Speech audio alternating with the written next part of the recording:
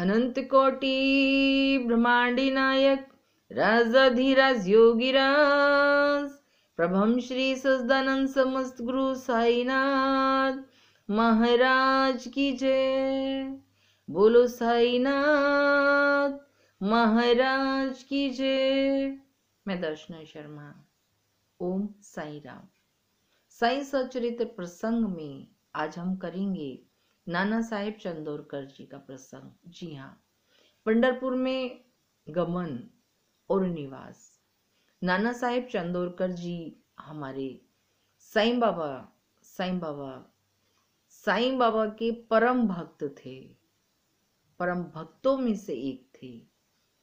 वे खानदेश में नंदुरबार के मामलतदार थे। उनका स्थानांतरण हो गया पंढरपुर में। कहते हैं पंढरपुर पृथ्वी का सबसे खूबसूरत जगह है। क्यों?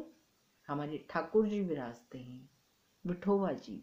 जी हाँ, ऐसे में हमारे चंदोरकर जी ने पंढरपुर पहुंचकर विठोबा जी के दर्शन किए परिवार सहित और शिरडी के लिए रवाना हो गए।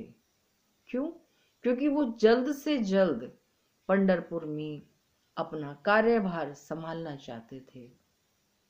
ऐसी परिस्थिति में उन्होंने किसी को भी सूचना देना जरूरी नहीं समझा और पहुंच गए शिरडी बाबा जी के दर्शन करने के लिए। जब वो नीम गांव तक पहुंचे तो बाबा जी को इस चीज का आभास हो गया कि नाना साहेब चंदोरकर जी आ रहे हैं और उनका पंढरपुर में स्थानांतरण हो गया।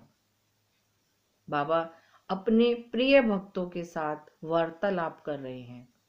आप सभी जानते हैं प्रिय भक्तों में सबसे पहले तो महालसापति जी, फिर अप्पा शिंदे जी के बाद काशीराम। जी हाँ, बाबा जी सबके बीच में बातचीत कर रहे हैं। आपस में बातचीत करते करते बाबा जी ने कहा, अरे सुनो, ऐसा करो कि अब मैं भजन गाऊंगा और तुम मेरे पीछे पीछे उस भजन को दोहराओगे। सबने कहा ठीक है बाबा। अब बाबा जी शुरू हो गए। बाबा जी क्या गाते हैं? मुझे पंढरपुर है जाना।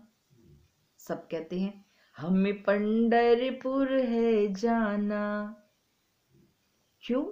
क्योंकि पंढरपुर में मेरे ईश्वर विराजते हैं।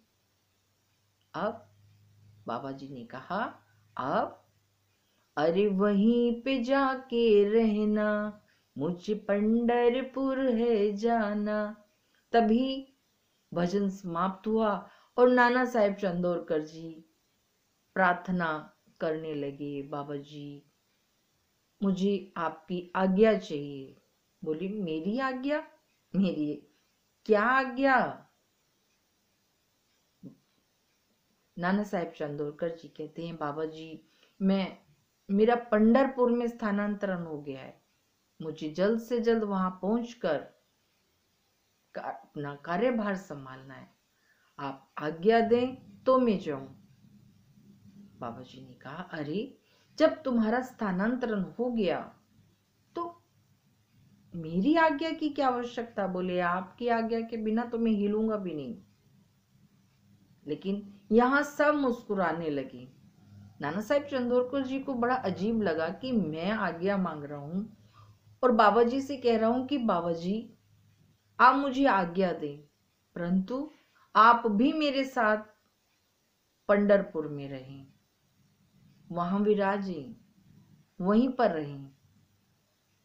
और यही बाबा जी ने भजन गाया था कि मुझे पंढरपुर है जाना, वहीं पर है रहना, क्योंकि मेरे ईश्वर वहां विराजते हैं।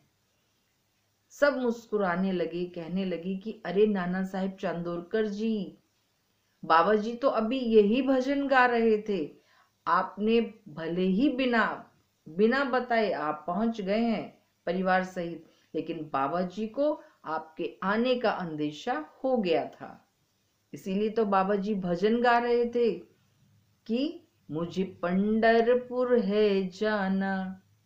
मुझे वहीं पे है रहना। क्यों? मेरे ईश्वर वहीं विराजते। अब बाबा जी ये भजन गा रहे थे, हम नहीं जानते थे कि ये तुम्हारे लिए गा रहे हैं।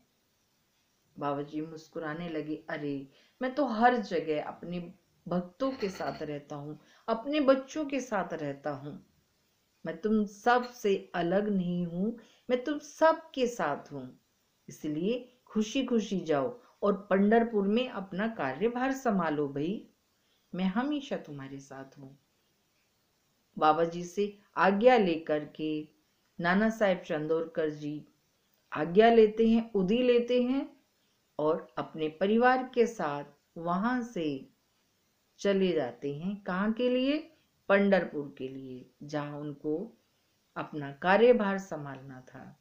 ऐसे हैं हमारे शिरडी के साईनाथ, उन्हें हर चीज का पहले से ही पता होती है, सब कुछ पहले से ही संभाल लेते हैं, देख लेते हैं, समझ लेते हैं, उन्हें सब पता है। इसी के साथ मैं दर्शना शर्मा अगले प्रसंग में फिर मिलूंगी। तब तक के लिए मेरी वाणी को विराम दीजिए। ओम साई राम।